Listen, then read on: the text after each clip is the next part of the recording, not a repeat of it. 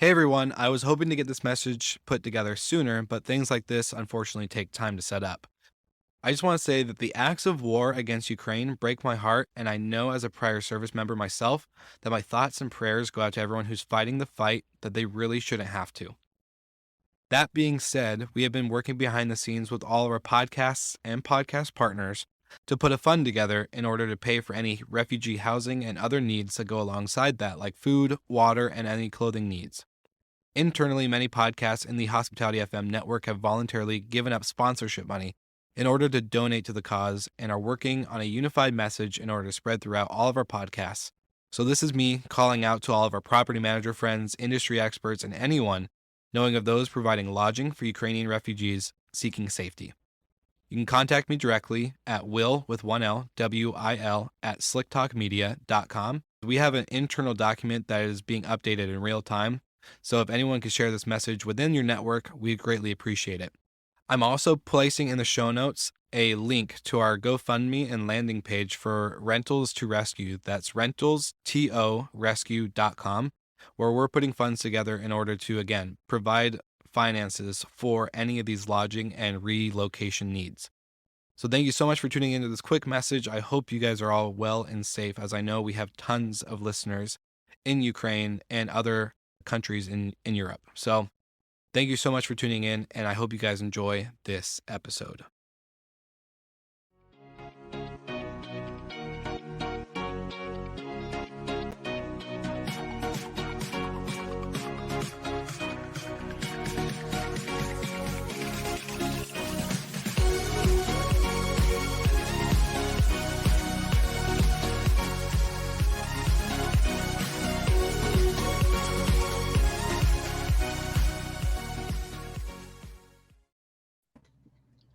Good morning.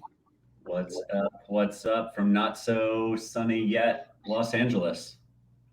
Good evening straight from Dubai. Look how international we are in different places. Now back in Denver. Was in Miami for a good week, which was great, but back to the cold. Here we are. So it's been a good week. We had a lot of interesting things happen. Woke up one morning and 12 of our NFTs sold, so that was pretty cool. And then we're just big and famous and just raking in the dough now as Ethereum keeps going up in price. I mean, down in price maybe. Yeah. Either way. But just realize that people are just paying to get a picture of us, right? Or illustration of us. That's, I don't know. It's amazing opportunity. We're very good looking, so it makes sense. I would expect more people to buy. I was a little shocked that only 12. It's just kind of a big deal. But if I recommend people buy it now because the Ethereum went down, so if people are smart, just buy it now. Buy the drop. Soon it'll go up. Yeah. So anything exciting going on other than Michael? Where are you at today? You're at a conference going on. Yeah, Los Angeles, a hotel investment conference called Alice. So it kicks off in a few hours. It's still rather early over here, but looking forward to it. Right on. It's a little early for what? Are you normally in Eastern time or Central? Central. Okay. Well, it's only 2 hours, so you'll be fine.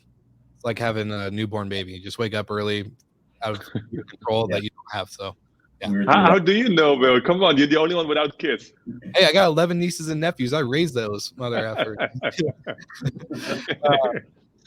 All good. Okay, so before we get too distracted and off track, we have a couple exciting things. So we do have sub-sponsors from the NFT purchase, and then we are dropping a new one. But then we also have a couple segments to hit for What's With the Noise, as well as Startup of the Week. And so if we're ready, I think we'll go with the Startup of the Week. We'll have Michael Golden close us out with What's With the Noise, and then bring on our guest today because we're going to go into investing after a post Airbnb IPO as the topic. So it's going to be really good. You guys ready? Yep. Okay, here we go.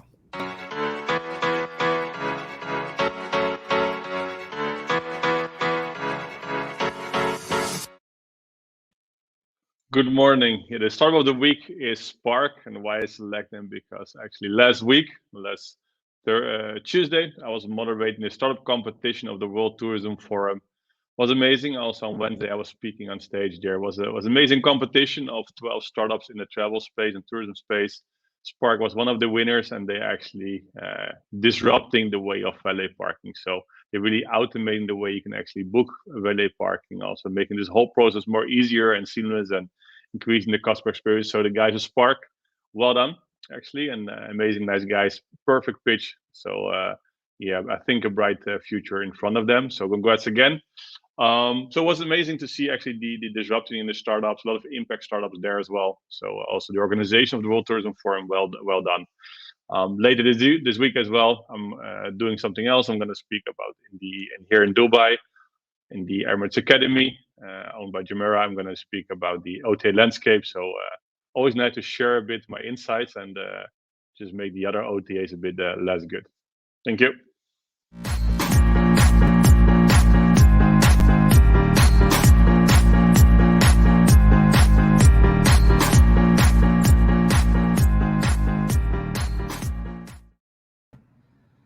So this past week, we saw our second short-term rental operator IPO in the past 60 days.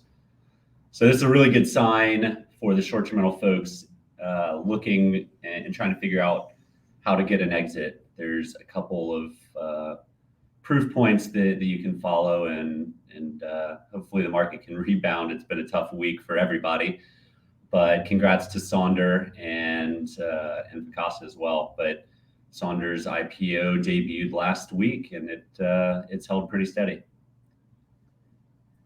Yeah, it's interesting to see how many more are going to pop up, or at least work towards that direction of IPO.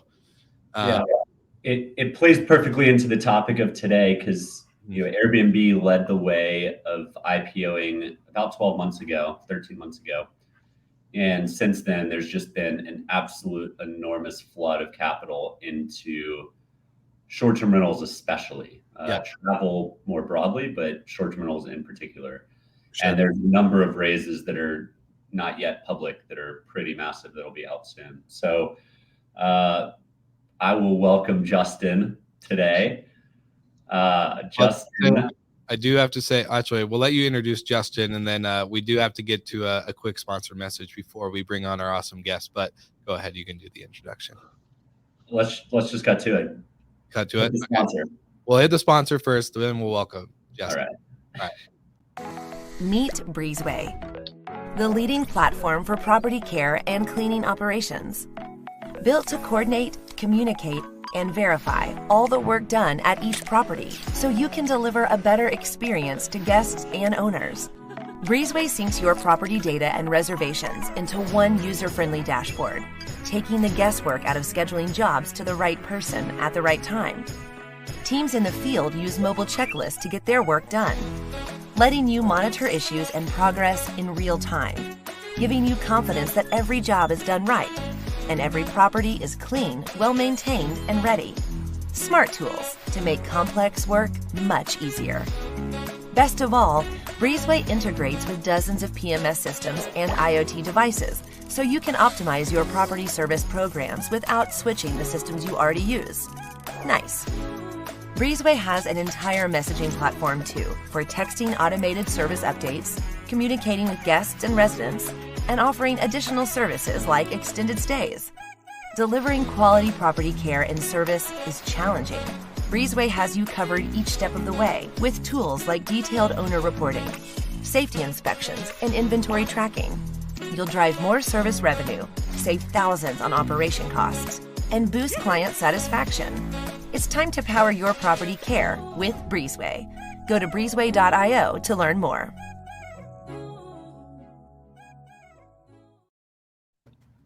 breezeway.io/GMH. Now you can introduce our awesome guest.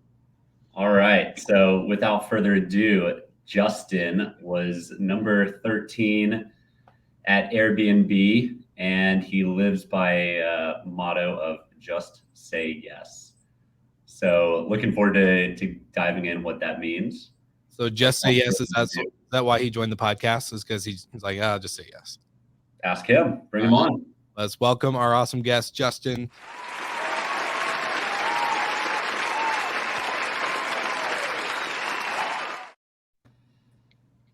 Welcome, Justin. How are you doing today? I'm doing well, gentlemen. Good morning. How are y'all? Good morning. We are good. How's Miami? Is it sunshiny and super warm, or? It's sunshiny. It's a bit cold. I had to bring the flowers in. I know was walking falling out of trees. Yeah, right. Exactly. Iguanas are falling. I almost had a fit walking the dogs last night. I got 3 layers on. I'm still freezing. So I'm one of those guys now, I guess. You're from Chicago. You don't have a kimono. I know. You don't have a kimono or something which you can put on to be warm. Yeah. I'll do the bear suit, you know. But yeah, I guess I lost that. I guess I lost that Chicago bit about me. I'm soft now down here. But yeah, it's great. Been here for about a year and just still soaking it all in. I love it. Well, thank you for joining us on the show. It's a rare opportunity to get employee number 13 at Airbnb to get to join us. That now that you're so big, compared to where we are with Good Morning Hospitality. So it's a great honor to have you on. And I know we're going Thank you. to your story. So give us a little bit of background. Just kind of maybe a little bit of when joining Airbnb. What were you expecting? Did you think it was going to be such a big company to where you are today after the IPO and kind of your current adventures? Yeah, for sure. And first thing, I just want to thank Breezeway, our sponsor here as well, for the great suite of services that they provide, and the help that they have here for Good Morning Hospitality. So my story, without droning on too much, it was really one of those sort of by chance things, right, where a friend of a friend had this opportunity for this crazy company that was letting strangers rent other strangers' homes,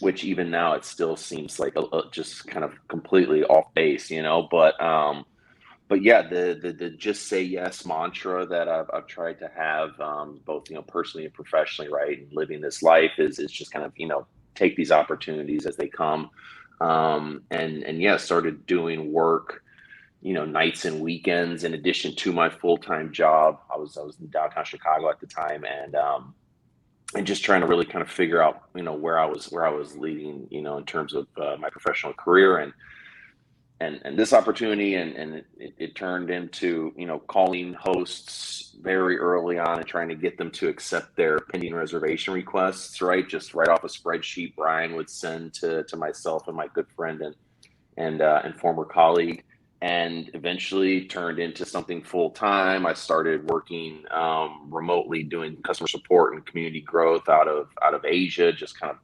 globetrotting around the world, kind of living that dream, right?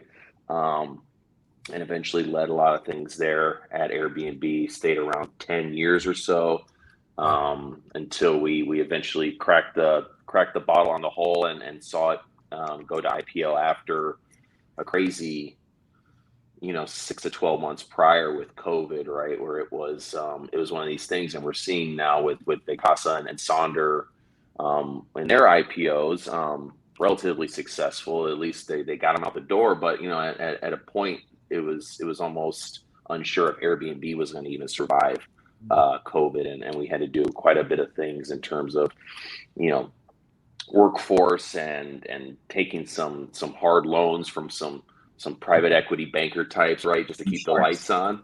Yeah. But Brian, again, all credit to him and the executive team for kind of just leading us out of the dark and to where we are now. Awesome. Well, we want to get into some of the good stories, Justin.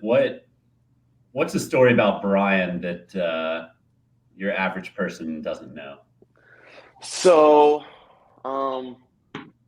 Brian, he's interesting, right? He's a little bit different than your prototypical Bay Area, Silicon Valley tech startup founder guy. So I think he's from upstate New York, right? He played hockey, and he actually was a former bodybuilder. And so there's some pictures online. He's probably tried to scrub them from the internet, right? Because he's all oiled up. Yeah. He did competitions, right, at one point. And so he had like a spare fridge in the office that was strictly for muscle milk. And so it was just like constantly getting refilled with muscle milk. That's like a running joke. And he would actually, in his pursuit of protein, and I don't know, this is like the funny story, and it sort of became, one of these things that's been passed down, but that he would actually keep a steak, pocket steak, is what it was called, so that throughout the day, in between meals, right, he would have like this, in plastic. It wasn't just like grease dripping into his pants. He would have a steak with him throughout the day to just sort of munch, like a Snickers bar or something, when he felt like his levels were getting too low. So his physique, Not enough protein in the system.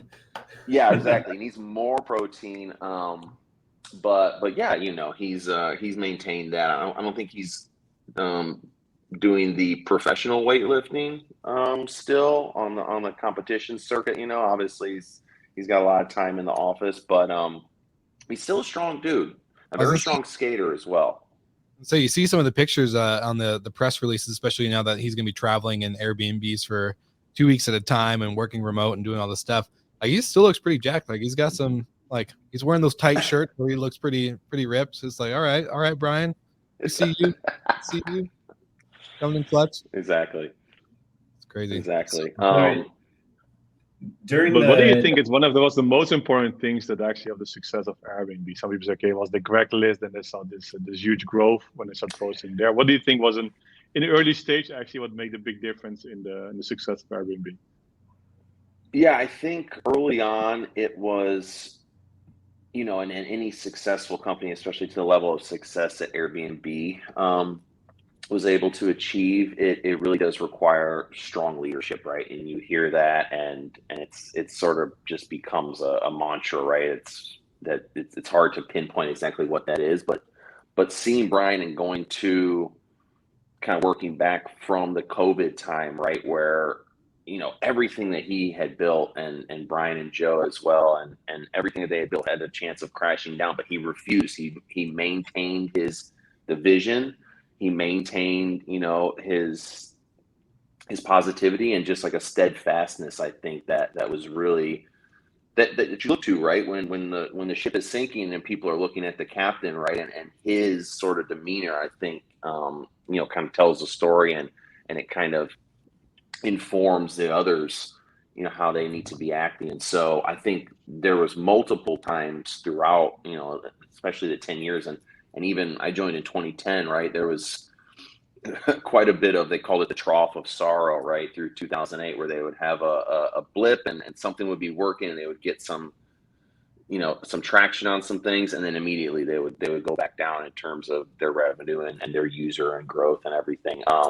So just the ability to, and I think it almost kind of comes from his, the upstate New York upbringing, right? He's just got this sort of bullheaded mentality that oftentimes I would question too, right? I'm working on things, and he would have some proclamations, and I was on the short-term rental, sort of vacation rental team as well, and there was a lot of back and forth whether we wanted to work with professionals, right, at Airbnb, and eventually we sort of kind of blazed this path that allowed the company to continue to grow, continue to hire, continue to find more sort of verticals throughout.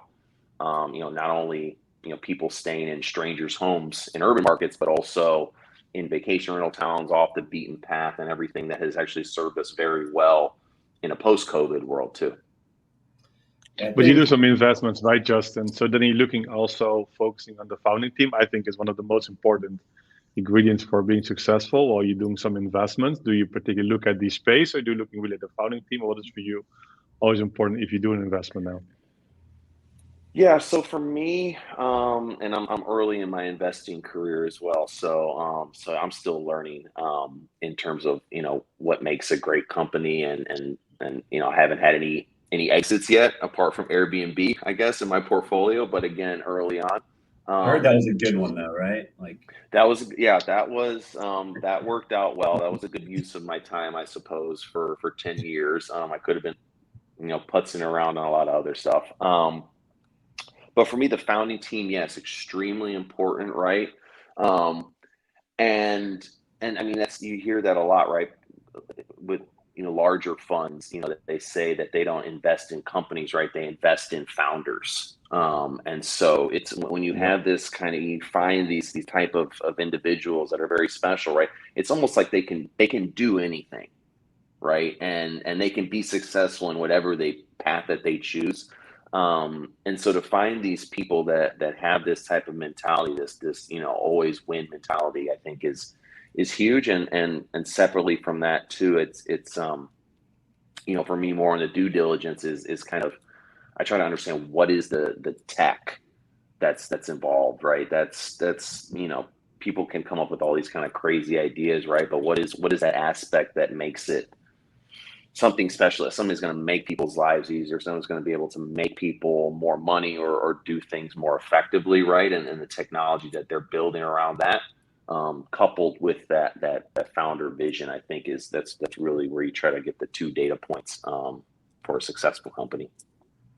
I mean, I think if anything, if Airbnb taught us anything, it's that branding can get you so far.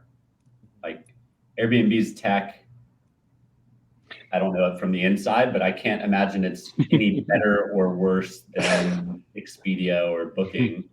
But the branding that Airbnb was able to pull off. Yeah, 100%. And I'm sure some of the viewers are familiar with the Airbnb platform, as well as some of the other, PMS and the softwares. Airbnb still has a ton of ways to go in terms of that, right? But to your point, yeah, absolutely. The branding has been able to, it became a verb, right? And now in a verb, I'm going to go Airbnb. I'm going to Airbnb my place, right? Which is crazy. And again, that was going back to, I mean, I remember slides from like 2012, and it sounds kind of like the HBO show, right? But it would be like Apple, Nike, Airbnb. Well, you should look at this first pitch deck, right? This Air Bed and Breakfast. Search for the first pitch deck of Airbnb. It's amazing. I think they need some branding. After this, it did quite well. Were you there during the Obama O's, Justin? No, that predated me just a bit. That was during one of their trough of sorrow times that I discussed, right? Where they were like, trying to figure, I think they were like maxing their credit cards out. I mean, they were renting their apartment that was also serving as their headquarters, right? The Rouse Street, San Francisco apartment where it all kind of got started. And it's funny now because Brian, when you mentioned the tweet, right, where he's living on Airbnb. Now, he did this in 2012. People don't remember this. Yeah. He actually did this in 2012, not as a branding exercise, but actually because physically they needed to make his room into like an engineering office for people to actually do work. So he was forced out at that point. Funny enough, but yeah, it worked then, and it's gonna work now, I think, too. So yeah. What do you think the biggest implications post IPO are? Like legitimacy of the segment as a whole, freeing up capital, driving a lot of institutional investors in the space, really creating its own subcategory. Like Fundrise has been buying multifamily buildings, but last week we talked about there's 4 or 5 companies doing a Fundrise version of just vacation rentals. Yeah, I mean, I think, the model has been, for sure validated in terms of, a market fit. I think after COVID, people were asking the question, is travel dead? Right? One of those things where are people going to want to leave their house? And I think overwhelmingly, and we see it now, of course, right? It's like, yes, this is something that, it's one of these sort of basic human elements where it's like, yes, I need to get out. I need to go somewhere. And whether that's trotting around in a city, staying in someone's apartment, or, booking a Hilton, or you're going off to, a ski chalet or something like that, right? It can be anywhere, doing anything.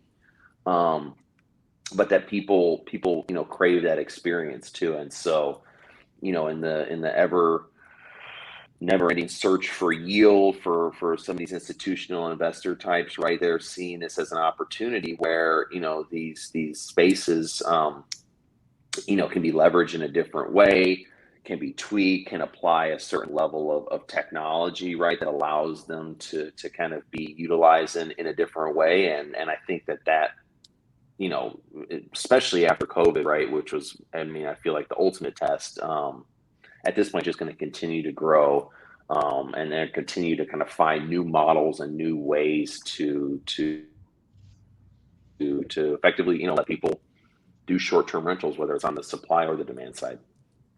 Yeah. Do you Is there think something you would do differently if you look back at the years? It's okay if they said, okay, Justin, you're going to be a new CEO after Brian decided in 2012 to quit, and it's okay, you're going to be a new one. What would you do differently?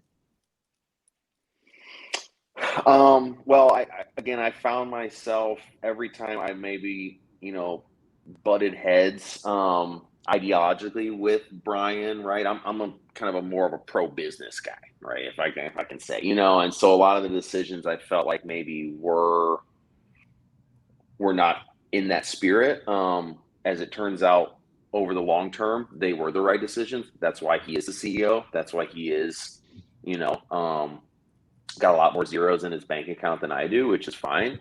But I think for me, and just because I was always working more on the supply side, on the host side, right, and I was hearing these stories, and I was, you know, very close, you know, intimately working with a lot of these individuals' businesses too, right, is I would have maybe, and still have an opportunity to kind of make more concessions to the host, right, to the actual operators, to the businesses that are doing the work, that are ultimately, you know, I mean, it's simple in its core. You just have to have the home, make it happy, people have a nice day, and then you clean it, you flip it, and then, you know, you allow it to be rented for the next guest, you know. And so, you know, it's simple. There's a ton that goes into it. Obviously, I was a host on Airbnb for a while, so I, you know, changed bed sheets and scrubbed and mopped the toilets and all this and that, right? But I think, you know, as much work as the hosts and the owners and the operators do, I feel like, you know, we can definitely do more for them, and just in terms of building different technology or just making different decisions with them in mind. I think, and you saw it in COVID too, where a lot of these things were refunded, right? The guests were refunded, but ultimately that came out of the pocket of the hosts. And I felt like there was definitely some mistakes made around that. Yeah, I was gonna say, not to go into that topic, but it's more or less of, you know, I was gonna ask you about branding and how that kind of decision really impacted the brand, in the sense of, you know, Airbnb is a verb. Everyone says I'm staying in an Airbnb, or I have an Airbnb, whatever it may be. But you know, in that long term run, it was a devastating point. Like, a lot of hosts and property managers were like, "What the, you know, I just lost all control of my business," in the sense of, you know, can I reschedule guests instead of refunding and all this other stuff, right? Like, right. Yeah. So, anyways, well, it's very interesting, and just it's cool to hear from like the insights perspective, as you, as like that's not just like a decision that wasn't brought up or thought about in the long run. So, as an investor now, Justin. Yeah. First of all, how many pitches have you heard that say we are the Airbnb of? And secondly, what is the next Airbnb? What segment? What's I the next? have a follow-up after that too. So just so that way. Okay. Yeah. So I think, yeah, the Airbnb of, the Uber of, or the X of, I feel like is definitely a bit of a played out, you know, elevator pitch that people are still kind of, you know, going to the well for that.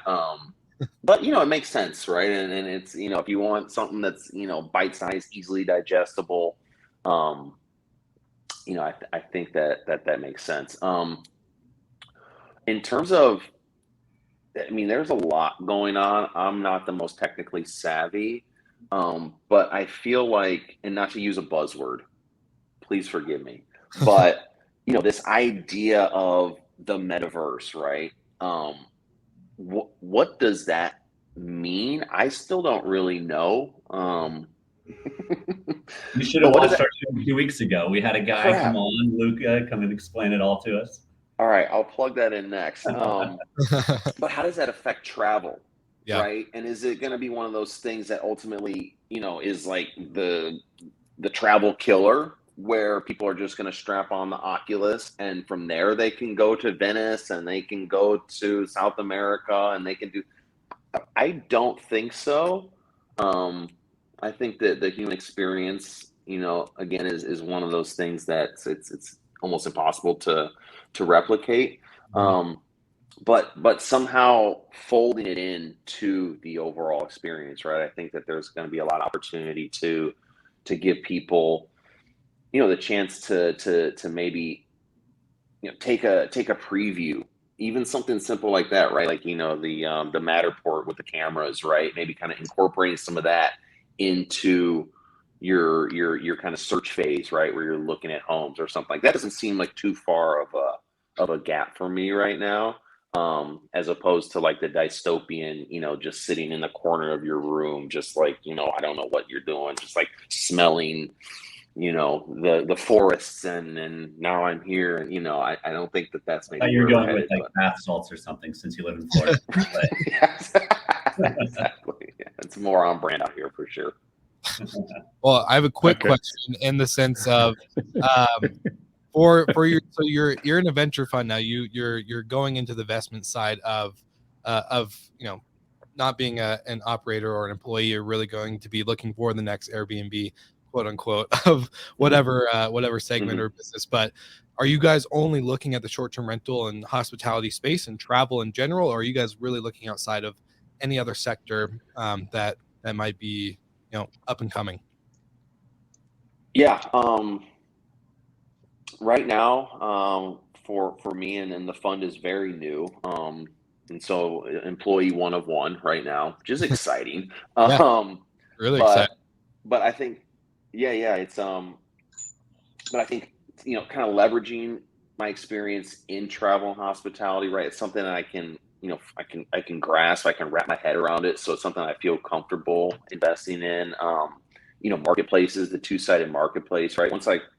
The light bulb for me with Airbnb was when I realized you could actually rent out your extra bedroom and make money, and you could get a direct deposit in your bank account, right? It was like, it became very real to me then, and that's something I think that can apply across different verticals, right? Not only travel. But then just, a lot of kind of consumer tech stuff too, right? Again, things that are like beyond me are the machine learning, AI, Mhm. Rocket science type stuff, biotech, let the real brainiacs figure that out. And, I'll just kind of hover around in this travel hospitality sector and maybe take a couple valences off of that. But I think What's your that's, favorite investment to date? so, I think I know the that's answer. one that, yeah, you actually, again, this was a just say yes moment for me, right? Where Michael invited me to an early breakfast out. He was visiting South Beach, and it had been a while since we had crossed paths in person, and so I was like, yeah, sure, I'll come out and have a breakfast and a coffee with you, and you told me about this company, Lifehouse, right, which I had been familiar with previously. That there was an opportunity to invest, and the team that was going to be leading the new investment, right? Which I don't know if I think they're public, right? Yeah. Former Thayer guys, and now Derive, which is just a couple of really smart dudes, very, very, intimately knowledgeable about the travel and hospitality sector. And what they're doing at Lifehouse, right? It's beyond just this branded hotel.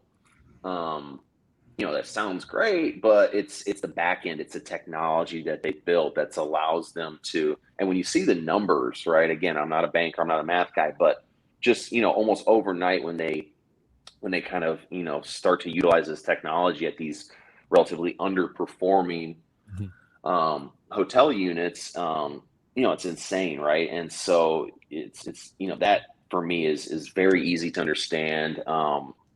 everything from food and beverage to bookings to that whole side of things that people don't see, right? They're adding a ton of value on that.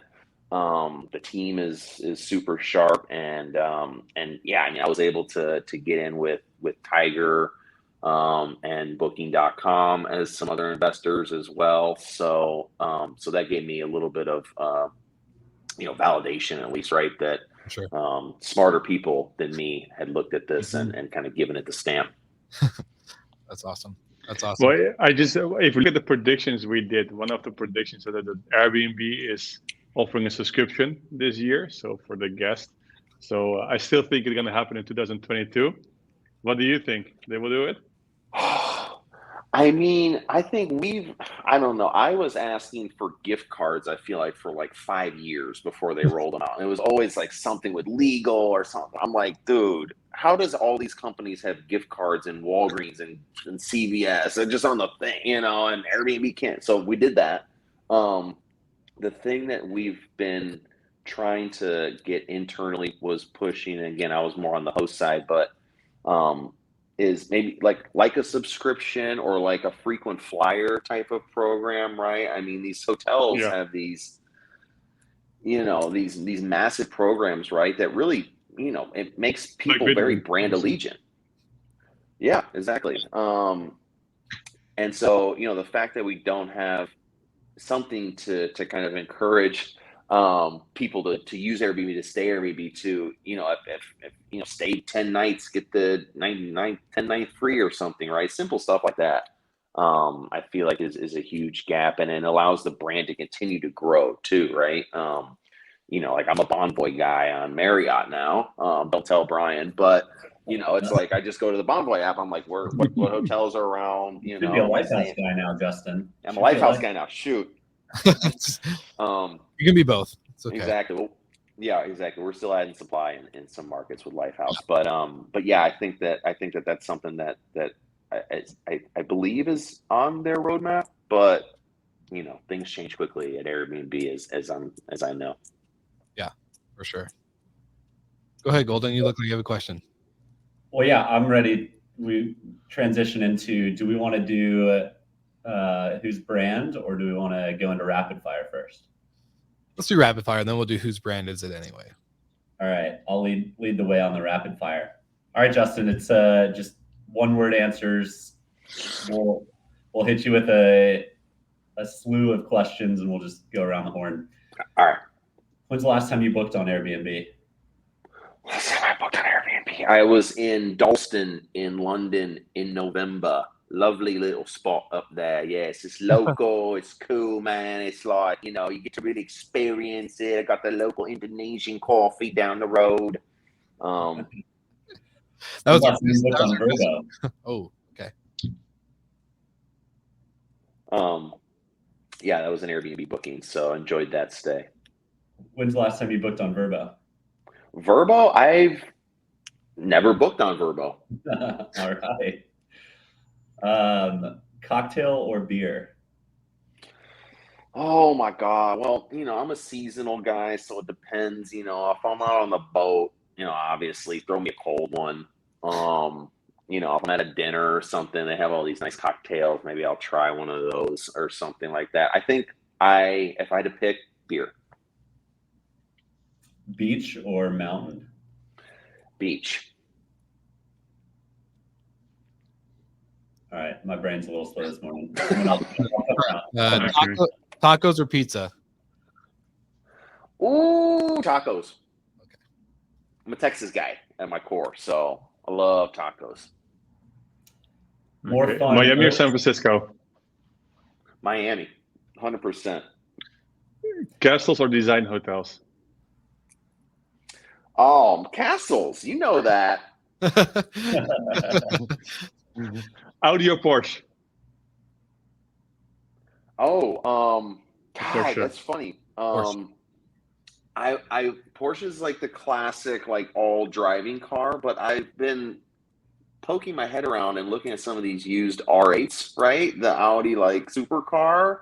You can get one for like 80 or 90. They're not hard. They're not out of the range. I feel like, you know, I mean, I'm gonna have to ask my parents for some money probably. You know, take out an expensive loan, but it's got like a Lamborghini motor, which is cool. Yeah. And my fiance drives an Audi as well, so we're kind of like an Audi gang here at home, I would have to say. Podcast or YouTube? Podcast, 100%. I don't even watch YouTube links when people send them. Honestly, I can't. Okay. Awesome. Good answer. Early stage or late stage? What was more fun at Airbnb? Well, early stage was way more fun. Thankfully, I joined after they had secured some funding as well. So we were out of the Trough of Sorrow and we were just kind of running around, very close knit group. You know, made some lifelong friends there. And someone like me was able to come in and kind of just, you know, run amok, right? And start building teams and launching initiatives and stuff like that too, where, you know, if I'd have tried that, you know, now, people might have been like, who are you? Why are you coming in? So I would say early stage, but if you go earlier than that and there's no money in the bank, then it becomes a bit scarier, if you're not getting paid. So that's the one caveat. Favorite country you visited? Favorite country? One word, rapid fire. Netherlands. Where? Good answer. Good answer. Big or small wedding? Traditional. Was traditional. Big or small? Oh, wait, what were my choices? Big or a small Big wedding? or small? I'm going to go middle. How about that? Okay. Good answer. You're a contrarian, aren't you, Justin? No. I'm just like a follow the road, run of the mill, you know, don't get out of line. I've got Midwestern one guy. more. Do you gonna buy our NFT? Yes. What's the favorite thing you've said yes to? Good question. Well, that breakfast was great, Michael. Again, thank you for inviting me. I think, you know, without going too far off course, it was the beginning, right? The Airbnb, right? Just say yes to making these weird calls on Saturday and Sunday when I had no idea what I was even doing, or what he would even turn into. And you know, obviously that was definitely one of those moments in time that you just kind of look back and say, wow, that really was a fork in the road. I have a new. There's probably a new yes opportunity coming in for you. I heard of this, you know, really cool media startup company that's in the podcast hospitality space. I'll have to tell you all about them. They're really great. But I'm excited to hear, Will. Yeah, let's connect offline on that. Well, we do have a segment now that we're done with the rapid fire to wrap up the episode. We have you heard of the show? I hope you have. Whose line is it, anyways? Where they guess, you know, they do all the skits and stuff like that. Sure. Drew Carey, right? Yeah. Of course. Yeah.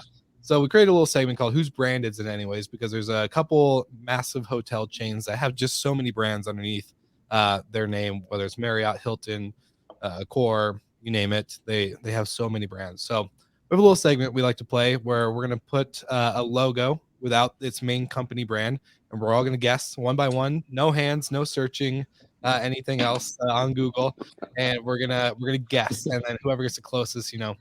If you, Justin, how about this? If you guess this right, I will send you our newest NFT for free with the hoodie. You won't even have to put. Yeah, it'll be epic. All right, so here we go. Whose brand is it anyway? If anyone, yeah, I'm terrible at this, Justin. I think in 10 weeks I've probably hit one. Andaz.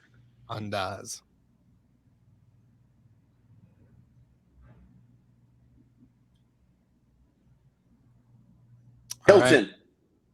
That's your guess, Hilton? Ross, your hands. Put your hands up. I hate you. Okay. And Golden?